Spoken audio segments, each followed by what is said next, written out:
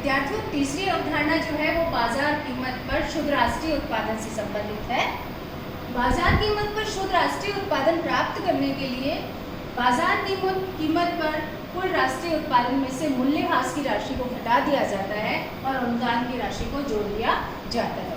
क्योंकि जब टूट फूट इत्यादि होती है, मरम्मत के लिए राशि जो रखी जाती है उसको हम मूल्यह्रास कहते हैं, तो वह राशि उत्पादकों के पास भी नहीं जाती है, उनको वह मरम्मत इत्यादि पर व्यय करना पड़ता है, इसलिए उसमें से घटा दी जाती है और अनुदान की राशि जो कि उत्पादकों को प्राप्त होती है इसमें जोड़ दिया जाता है। इसलिए एनएनपी एट मार्केट प्राइस बराबर होती है GNP eight market price minus मूल्यह्रास प्लस सब्सिडी या अनुदान की राशि।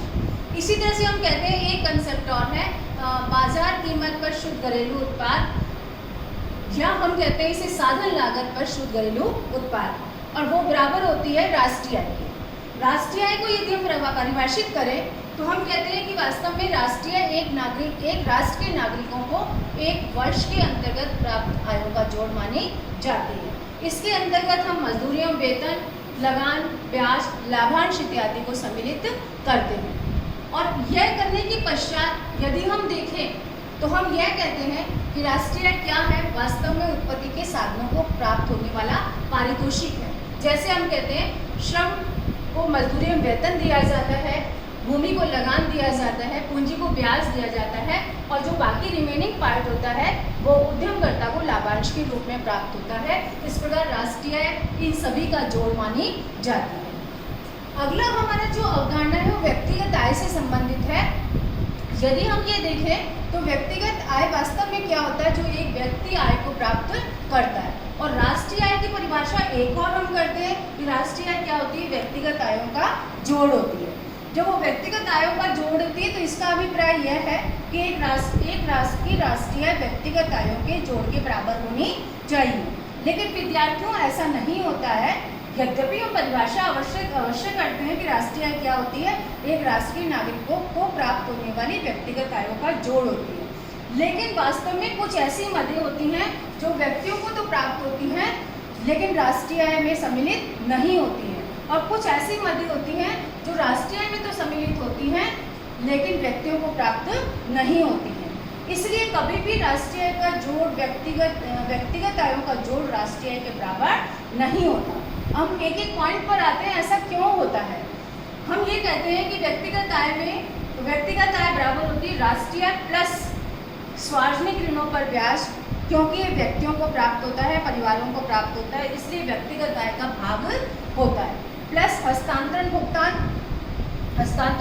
जो होते हैं व्यक्तिगत आय के भाग होते हैं, पेंशन इत्यादि, लेकिन वो राष्ट्रीय आय का भाग नहीं होते। इसी तरह से माइनस सामाजिक सुरक्षा अंशदान, जो व्यक्ति अपने आप को सुरक्षित करने के लिए सरकार को देता है, तो वो राष्ट्रीय आय का तो भाग होती है लेकिन व्यक्तिगत आय का भाग नहीं होती है।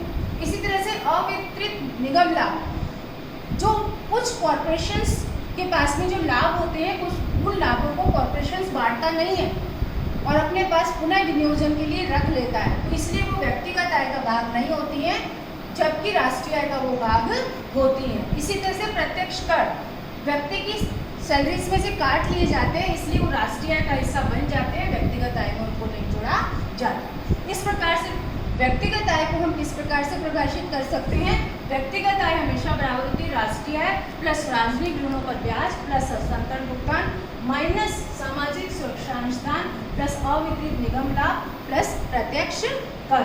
यदि इस इक्वेशन को हम सॉल्व कर लें तो हम कहते हैं कि हम राष्ट्रीय आय में से व्यक्तिगत आय को निकाल सकते हैं।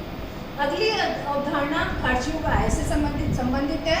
जो व्यक्ति व्यक्तिगत आय को प्राप्त कर लेता है तो उसका खर्चियों को आय निकालने के लिए हम व्यक्तिगत आय में से फीस एवं जुर्माने एवं शुल्क की राशि को, चालान की राशियों को घटा देते हैं, जो व्यक्तियों को कभी कभी देनी पड़ती हैं। उस राशियों को घटाने के पश्चात जो कुछ भी उसके पास में बचता है वो क्या कहलाता है, खर्च योग्य आय। खर्च योग्य आय दूसरे शब्दों में बराबर होती है उपभोग प्लस बचत की। या तो व्यक्ति उपभोग करता है और या वो बचत करता है। इस प्रकार विद्यार्थियों, मैंने आपको डिफरेंट अवधारणाएं राष्ट्रीय आय की स्पष्ट कर दी हैं और उनमें हमने ये देखा कि राष्ट्रीय आय को हम कई तरह से विवेचित कर सकते हैं। अंतिम अवधारणा राष्ट्रीय आय की जो पाई जाती है वो वास्तविक आय से संबंधित है। और हम उसका सूत्र क्या है? वास्तविक आय बराबर है चालू कीमतों पर राष्ट्रीय आय डिवाइडेड बाय चालू वर्ष का कीमत सूचकांक गुणा 100। ये क्यों ज्ञात की जाती है विद्यार्थियों? बहुत इंपॉर्टेंट है इसको ज्ञात करना, क्योंकि कई बार क्या होता है कि हमें एक राष्ट्र की जो कुल राष्ट्रीय मौद्रिक आय प्राप्त होती है वो बहुत बड़ी भी दिखती है, उनके ऊपर कीमतों का असर बहुत अधिक मात्रा में होता है, लेकिन यथार्थ में वास्तविक उत्पादन बहुत कम होता है। और कीमतों के बड़े होने के कारण जो आंकड़ा हमें प्राप्त होता है चालू कीमतों पर राष्ट्रीय आय का वो बहुत ऊंचा प्राप्त होता है। तो उसको देख करके हम यह नहीं कह सकते कि एक अर्थव्यवस्था में वास्तव में कुल राष्ट्रीय उत्पादन अथवा राष्ट्रीय आय बढ़ गई है, बल्कि हमें यह देखना होगा कि वो जो बढ़ी हुई राष्ट्रीय आय है वो वास्तव में बढ़ी है या कीमतों के कारण हमें वृद्धि का आंकड़ा प्राप्त हो रहा है। यदि वो वास्तव में बढ़ी है तो वो विकास का द्योतक मानी जाएगी एक अर्थव्यवस्था के अंतर्गत। यदि वो वास्तव में नहीं बढ़ी है, केवल कीमतों के कारण मौद्रिक आंकड़ा हमें बढ़ा हुआ प्राप्त होता है, तो वो बढ़े हुई होने के पश्चात भी अर्थव्यवस्था के अंतर्गत आर्थिक विकास की द्योतक नहीं मानी जाएगी। इसलिए ये आवश्यक हो जाता है कि अर्थव्यवस्था में केवल मौद्रिक आय की गणना ही ना की जाए, बल्कि वास्तविक आय की गणना की जाए। जब वास्तविक मौद्रिक आय, वास्तविक राष्ट्रीय आय की गणना की जाती है तो हम कीमतों के प्रभाव को खत्म करने का प्रयास करते हैं और शुद्ध उत्पादन की गणना करते हैं। इसलिए हम ये कहते हैं कि किसी अर्थव्यवस्था के अंतर्गत एक राष्ट्रीय वास्तविक आय बराबर होती है चालू कीमतों पर राष्ट्रीय आय डिवाइडेड बाय चालू वर्ष का कीमत सूचकांक गुणा 100। जो हमें प्राप्त होता है उसकी सहायता से हम बता देते हैं कि वास्तव में राष्ट्रीय उत्पादन बढ़ा है अथवा घटा है। इस प्रकार से विद्यार्थियों आज हमने जो समझा राष्ट्रीय आय के संदर्भ में वो बहुत महत्वपूर्ण विषय सामग्री थी हमारी अर्थशास्त्र के अंतर्गत, जिसमें हमने राष्ट्रीय आय की अवधारणा को स्पष्ट करने का प्रयास किया। एक अवधारणा विद्यार्थियों प्रति व्यक्ति आय। प्रति व्यक्ति आय किसके बराबर होती है? राष्ट्रीय आय डिवाइडेड बाय जनसंख्या। पर कैपिटा इनकम का अभिप्राय यह है कि हम ये देखना चाहते हैं, इसको हम इसलिए आकलन करते हैं कि हम ये देखना चाहते हैं कि एक राष्ट्र में क्या राष्ट्रीय आय वास्तव में बढ़ रही है या प्रति व्यक्ति आय बढ़ रही है। यदि राष्ट्रीय आय बढ़ रही है उसके साथ साथ जनसंख्या भी बढ़ रही है तो प्रति व्यक्ति आय में वृद्धि नहीं होगी। इसलिए यह आवश्यक हो जाता है कि एक अर्थव्यवस्था के अंतर्गत इस बात का विश्लेषण किया जाए कि वहाँ राष्ट्रीय आय बढ़ने के साथ में प्रति व्यक्ति आय बढ़ रही है अथवा घट रही है। यदि राष्ट्रीय आय के साथ प्रति व्यक्ति आय का आंकड़ा बढ़ता है तो हम ये कहेंगे कि वो अर्थव्यवस्था विकास की चरणों को छुएगी। लेकिन राष्ट्रीय बढ़ने के साथ यदि उसी अनुपात में उसकी जनसंख्या उससे तेजी से बढ़ती है तो प्रति व्यक्ति आय का आंकड़ा हमें जो प्राप्त होगा वो कम प्राप्त होगा और वो विकास का द्योतक नहीं माना जाता है। इसलिए अर्थव्यवस्था में इस अवधारणा का बहुत महत्वपूर्ण रूप से उपयोग किया जाता है कि अर्थव्यवस्था के अंतर्गत राष्ट्रीय आय बढ़ने के साथ प्रति व्यक्ति आय भी बढ़ रही है या नहीं बढ़ रही। कई सारे फैक्टर्स हैं जो प्रति व्यक्ति आय को प्रभावित करते हैं।